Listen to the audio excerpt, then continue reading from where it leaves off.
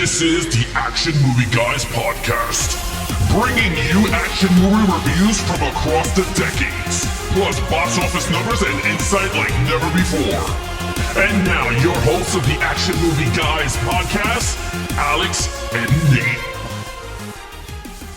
Welcome to episode 261 of the Action Movie Guys podcast. I'm your host, Alex Figueroa, and my co-host is Nate from Netflix Reviews. All right, so now we are done with the Star Wars prequels. Now we're up to a brand new franchise. We're going to start off with the Jackie Chan franchise, one of many films. He did so many films, but we're going to start off with one of his famous ones, A Police Story from 1985. So, Nate, have you heard of this or watched this movie? I have heard of it. So in Jackie Chan circles, this is like one of the top, like Jackie Chan movies. Pre-Hollywood. I'm talking pre-Hollywood Jackie Chan. This is like the top of the mountain. There's a few other ones like Dragons Forever and Project A, I think are like really popular. But yeah, I've heard of it. Never seen it. Never seen any of these. This whole series we're going to be doing here, I've never seen any of them. Yeah, this is funny. I seen part 4, First Strike. Oh, okay. But I never seen 1, 2, and 3. So, I never seen part 3 with Michelle Yeoh and him. I didn't even know that was until I saw the 4K cover and I was like, oh, okay. Yeah. Might be the best one. I don't know. I was like, we never know. But I never heard of them. I never knew First Strike was part 4 of this A lot of people don't because it's not Yeah. called Police Story 4 in America. No. At all. It's called First Strike. It's called Jackie that's it. Chan's First Strike. Yeah. So I did not know that until, you put up the schedule and I was just like, what? And then I was like, oh, geez. So I do own that one on Blu-ray, which I found for like $2 Ooh. on a big lot. You know what's funny? I bought it when I was in LA last year at a record store. Like they had used movies and it was like buy 5, get one for $1 or something. And they were cheap. So I probably paid like $2 or $3 for this as well. Yeah. So, all right. With that said, let's check out the financials for this. Now, I don't know how this works in Hong Kong money. Hong Kong bucks. Hong Kong bucks. All right. So domestic was 113,000 and that's pretty much it got. Opening was 25,000 in 2019. Domestic, I guess that was a re-release because this movie came out in 1985. So 113,000. Let's roughly use that as that. So Sure. That's it. Let's check out We live in America. We could do Yeah. We include international a lot of times, but we always start with where we live. And I could see Yeah. this only making that much. I bet you it didn't even come out when it came out in 1985. Well, this was domestic. International has nothing Cool. on my paper So this sheet. made no So- money. No, it didn't. it made- There's 4 of them or 7 of them or Yeah. something crazy. So So it must have been big over there, but we don't have those numbers. But with that said, all right, let's check out what the critics and audience have to say about this film. you want to talk about big? We're kicking it off. So, we had a bunch of trilogies that we did, and a lot of them had really good reviews. And then the prequel trilogy came, and then it came down a little bit. They were a little bit more down to earth. This thing, 93% critic score, 88% audience score. So we're starting a franchise that is apparently beloved by a lot of people. Critics and audiences both seem to really only a 5% difference between the two, and both very high. I'm shocked. I'm surprised very with that. shocked. 93 is very high. The Yeah. audience score, I'm not, because like I said, I've heard a lot of people really like this movie, like normal people. Critics, I had no idea. I didn't know it was so high. I'm very shocked, especially for this type of movie. I'm very shocked because we did a lot of good movies that didn't even hit 93. And I'm questioning these critics, but okay. Let's get right into it. Lead character, Jackie Chan. He plays Chang Kao Q. Yeah, they call him that. That's like Yeah. a Chinese name. We'll just call him Jackie Chan. Call him Jackie Chan plays Jackie Chan. Look, I liked him a lot. This is definitely a Jackie Chan movie. So one thing you got to know, this is for our audience. If you're not familiar with Jackie Chan, really quick, this guy is not your traditional, he is not the traditional Western idea of a action hero, right? He's not Bruce Lee. You're not getting the very serious, come fight me. He is like comedic. And if you know his Hollywood movies, you know that. Rush Hour, what are those? Action comedies. Shanghai Noon, action comedies. The Tuxedo, that's what he does. He's essentially Charlie Chaplin, but with martial arts, and he talks, right? He's a physical comedian almost, but also a martial artist and a stuntman, does all his own stunts, which that's what he gets a lot of praise for. So let's lead with that and then know that this character is a little goofy, okay? Funny. This movie's fun. It's no different. This is like a funny movie as well with action in it. I liked him. I liked the stuff with the girlfriend. I'm going to be honest. I thought it was hilarious most of the time with the girlfriend, where even the part with the car really made me laugh, where he's like holding the car and then he tells her to hold the car. car. Then she lets the car go. So he's essentially a cop. In the beginning of the movie, he catches this guy who's like a drug kingpin, and then he becomes like the most famous cop in China, and he has to do all these like advertisements, and he's standing by the he's on a boat, all this funny stuff, right? And he becomes this top cop. But then ultimately the guy gets off because of his lawyer and everything gets him off, and Jackie Chan's like, oh no, he's upset. So then he still feels like he got to get him, even though he can't. That's like kind of the gist of the story. And he's very goofy, but when it comes down to it, my man, by the end of the movie, my man not playing games. He starts getting tired of it, and I liked him. I'm not giving him a 5. I did give him a 4 though. I like the character. I think he's interesting. I'm not surprised they're able to make more movies using this guy. So yeah, I give him a 4. Okay, so I gave him a 4 too. I thought the character was, I mean, again, it was a goofball. Most of the time, it felt very Naked Gun for me. Like Naked Gun martial arts type film. Like it was really funny. Yeah. Especially with the cake and everyone's saying happy birthday to him. In the face with cakes. Yeah, and then he flipped over and a thing. And I thought that was funny. The motorcycle scene. She's trying to drive away. Yeah. I thought that was funny. He yanks her. Yeah. That was funny. The scene with the bus, you know, he does his own stunts. You could see the cameras. So I kind of like it. He gets framed for them killing a dirty cop, right? So that was like another point line in the film. Jackie Chan was cool. Like I said, this felt a little bit Rush Hour because he had to be with that girl and protect her, and then it was just weird. It was just and it was no English dubbed, which was really interesting. You had to read it. Yeah. So I was just like, holy moly. I was like, okay, what am I working with here? Yeah. And it was kind of hard at first, but then I started to get the character and understand what they were going with. And again, directed by Jackie Chan, this film. So we didn't say that. This movie was directed by Jackie Chan. So I was like, holy moly. Again, I enjoyed it for what it was. It was fun. It was action packed. You got everything like you said, you wanted in a Jackie Chan movie. So you get it here, a young version of Jackie Chan. So again, he directed and acted in his own movie. So I mean, the dude and he wrote it. Yeah, he is a talent, and he sings the end credit song. He's the one singing. The dude sings the song, directed it, starred in it. He did that. He was like the stunt choreographer. Coordinator. Like, yeah. I love Jackie Chan. I do love Jackie Chan. I'm not gonna lie. I love Jackie Chan. He's a national treasure of another country, but I feel like he's also ours. Yeah. All right. So 2 4s across the board here. Okay. So main villain is Mr. Chow, right? I think I said the name, right? The main Mr. Chow villain. Tao. Oh, I give him a 1. It doesn't matter what his name is. I gave him a 1. Yeah, his name is Chu Tao. Chu Tao. Look. Chung Tao. Yeah, it's like Rush Hour. Jung Tao or whatever the guy. Chung Tao. Listen, this is not a villain movie. This is not the point of I mean, there's a guy he's going after. He's an old man. He's a little old man who doesn't fight or anything. He's like a overlord. He's a drug kingpin who, you know, like is in charge of the drug trade of wherever they are, Hong Kong or whatever. Yeah. And that's it. He looks like a little grandpa. He doesn't fight. He gets beat up at the end, you know, like I gave him a 1. It's probably the worst part of this movie. And it's only because we break these movies down this way, but it is what it is. He's unmemorable. He doesn't do anything. He just gets off by his lawyer and then he sits in an office and then he tells people he tries to pay him off at the beginning. Like he gets caught on the bus. He's like, give you all this money. Jackie Chan takes the briefcase and he still arrests him. That was he slaps him. Yeah. Yeah. So I gave him a 1. The actor was fine and everything, but like this is not a great villain. Yeah, I agree with you. I gave him a 1 too. He was whack, garbage. Like I said, everyone did a good job acting wise.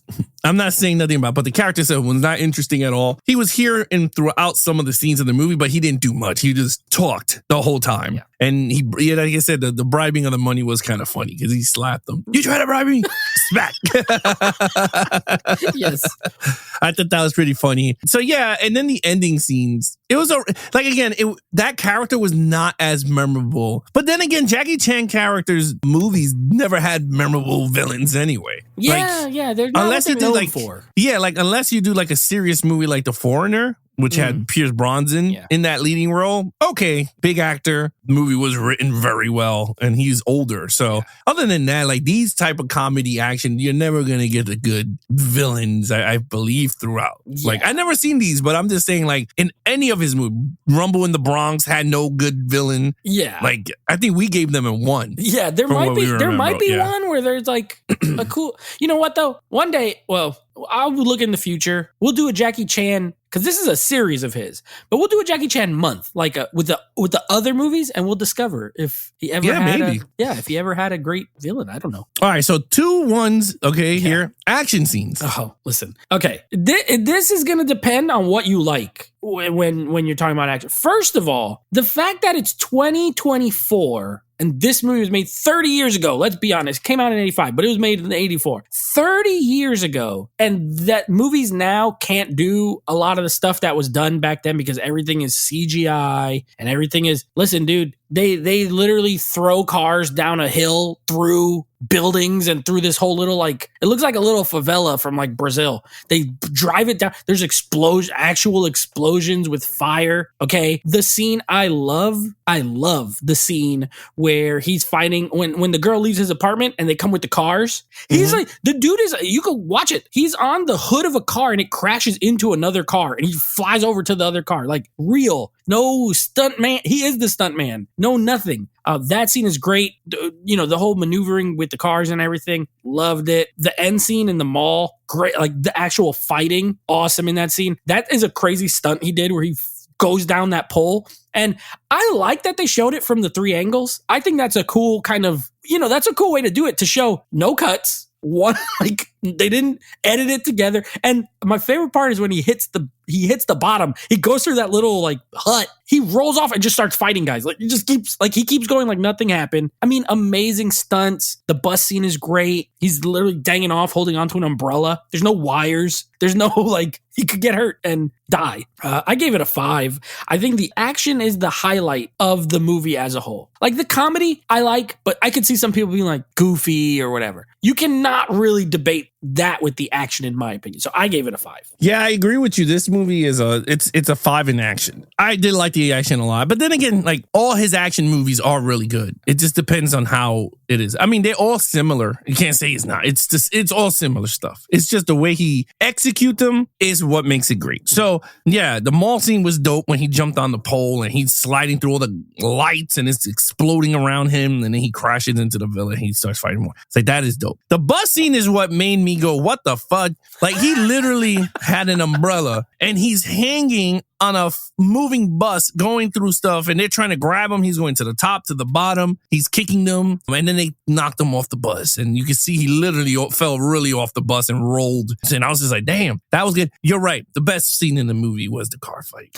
Him going through the windows, and the girl, he's like, get my gun. And he's like flipping over. He's like, get my gun. And she can't shoot. Like, it was really good. And I thought that was cool. The scene that he had her and the 2 cars was going to ram, and he picked her up and they crashed. Yeah. I was like, oh my God. I was like, man, if this thing would have went wrong, it was scary. It would have been 2 people getting hit with cars. Yeah. But yeah, he literally grabbed his co-star and jumped, and they rolled off the hood. So that was really intense. I'm not gonna lie, that's really intense. And you're right, Hollywood these days, depending on the actors, and I guess that's why Tom Cruise, for whatever you like him for, whatever his personal life or whatever, you hate him for that or whatever, great, but he does make movies for people to go to the theater. Mm-hmm. You like it or not, my man flies his own planes, flies helicopters, boats. I mean, the guy throws himself off roofs and dangling off wires. Like, he is our version of Jackie Chan in America. You know what I mean? So, like, I give Tom Cruise too, like, he shoots everything wide. There's no, you always know it's him in the scene. There's no,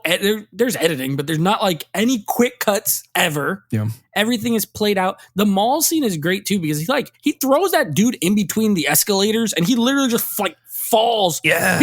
This had to hurt. This movie had to hurt to make. It had to. People remember when getting flung around like crazy. Remember when the girl was going down the stairs and the old guy kicked her? Yes. And she fell down the stairs and then he kicked her again. I was like, oh my God. Like, she's like flying. She really fell. Yeah. And it was her. You could see her face. Like, it wasn't a man with a wig on, taking the fall. So people had to be really banged up by the end of this. But it was worth it. I mean, stuntmen all do, right? Like, when we saw The Fall Guy, it showed you what really happens behind the scenes when, like, Ryan Gosling's character, they screw up a scene. Like, he broke his back. Yeah. So I was like, okay, cool. I liked it. I mean, I gave it a 5 too. I thought this was the strength of the film, which I have a feeling is going to be the strength of all the damn police stories. I hope it gets better with that. But okay. storyline. I like the storyline. See, I like the storyline because here's why the movie's a little weird. Because this is a story, just on paper, this is a storyline that you would think would be like a very serious action movie. Drug cartel. Well, not cartel. That's like Mexican. A drug kingpin group or whatever in China. A police officer who's trying to bring them down. He gets taken off to bodyguard this girl who's like the star witness. You could very much make this same exact storyline into a very serious, like, cop movie with a lot of action. They decided to go the route of mixing in comedy, and that's Jackie Chan. You know, that's his strong suit. So while the movie's a lot more humorous than you would think if I just described the movie to you on paper, I still think the storyline's good. I liked it. I gave it a 4. I mean, I don't have a problem with, you know, the cop movie, and then he gets demoted and he has to go in that little town, the part with the phones. See, like, that's like a moment that's like, oh, dang, he got demoted. But then they make it funny with all the phones and the ramen, and he's trying to eat the noodles and you don't know who he's talking to. And, you know, like, it was very Jackie Chan. But I gave it a 4. I liked it. He ate the pencil eraser. He doesn't know what happened to the eraser. Like, that joke was funny. Yeah, so I liked the storyline. I thought it's not a 5 because of that. Like, don't get me wrong, I do think it's funny. But if it was just like the same story but straight serious, it might be a 5. But I gave it a 4. Yeah, I gave it a 4 too. The comedy is what brings it down, because other than that, like, I mean, the comedy is there for a reason. Yes. But again, but it's not. Well, it is stupid comedy. But what it is like, it's slapstick. Yeah, but it makes it funny. Yes. Like when you're watching, you're like, man, this character is really dumb, but he's really like a good officer. It's not like he's a bad officer. Right. He's like the Mr. Magoo of their police Kind force. of. But it's kind of funny though, like when he's eating the ramen noodles, and I'm like, why is he eating with pencils? And then he noticed the erasers. He's like, and he's spitting it out. Like, I thought that was pretty funny. But yeah, you're right. I mean, there's a lot of comedic parts, but I do like the action in terms of, the action. I do like the storyline. Storyline is pretty good, right? Like, there's a drug lord involved. They framed him for the death of a dirty cop, and you're like, oh no, like, what's he gonna do? And you know, he had his highs, and now he's in his lows, and now he got to get his name back, right, in the police force. I liked it. I was like, you know what? You're right. It could have been a serious movie, and I bet it could have been an awesome movie also. Yeah. At that, because you know, it's funny, this storyline kind of feels similar to Above the Law. Right? Right? I mean, if you think about it.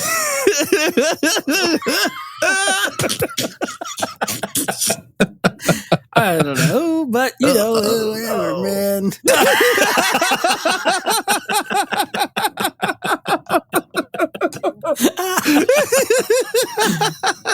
Holy shoot. See about that. I don't know.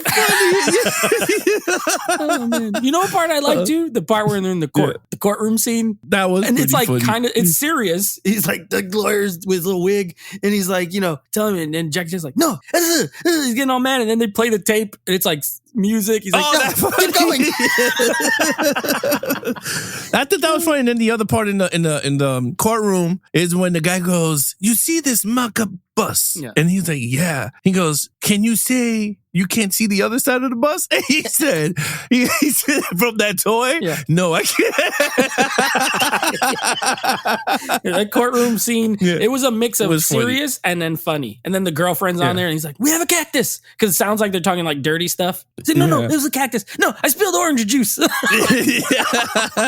not what you think. No. God, yeah, so like, again, like, I liked it for what it was. I thought the storyline was pretty good. Yeah. I hope it gets better throughout, and I hope it doesn't lose his identity with the comedy. Yeah. But I just hope it doesn't go over the top with the comedy, like too much. Yeah. But anyway, with that said, I gave it a 4. You gave it a 4. Okay, overall. Yeah, I agree with what you just said. And to me, this is kind of a perfect balance. Like, I'm okay with I love comedy movies, and I love action movies, and I'm okay with an action comedy. And I don't think he goes too far. It doesn't lean too much into the comedy where everything else is stupid. It has a good balance of serious. Like, the beginning of the movie, serious, when they're in the village and there's like a shootout and people are getting shot and the cars are going down. And then he starts mixing in the humor with the bus scene where he's like dangling on the side. And then you're starting to get, okay, this is a little bit more lighthearted maybe than that first like 10 minutes or 15 minutes, right? And then once he meets the girl, once we get to that part, or when the fake intruder is there and he's fighting him and he's knocked out. Oh, that was too funny. He's like Weekend at Bernie's. He's still like, don't pass out. Don't pass out. Passes out.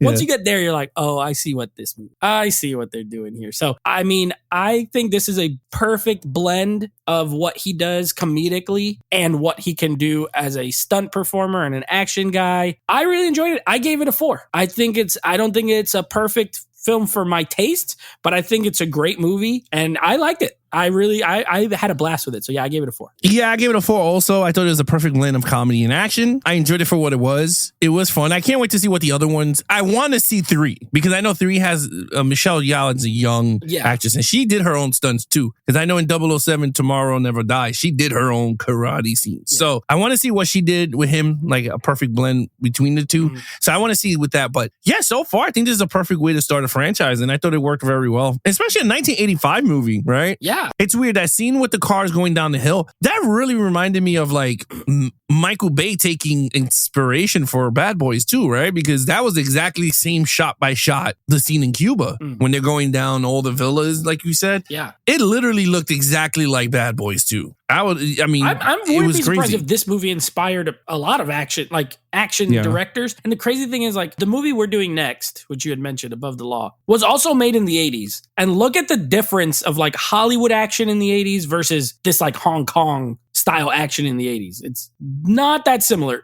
I'll just say that. Not that similar. It's but if you see the way 80s and 90s and in 2000s, I feel like the evolution of action movies, yes, they do get bigger and grander in our age because we have newer cameras and newer technology and bending the bounds of action you could do now. But I still always gravitate to 80s and 90s because I feel like they always focused more on the well, besides that, like I always felt like they focused more on character story and then the actions and then the world that we live in. Like now it's like I feel like when we see an action movie, we have to know like the world it's in. I feel like the action is the star over the characters being the star and put into action. Yeah, that was a very 80s and 90s, even early, I would say up to the early 2000s, that was still kind of the trend. Whereas now the spectacle is the star versus like the character, which is unfortunate. Yeah, and that sucks. And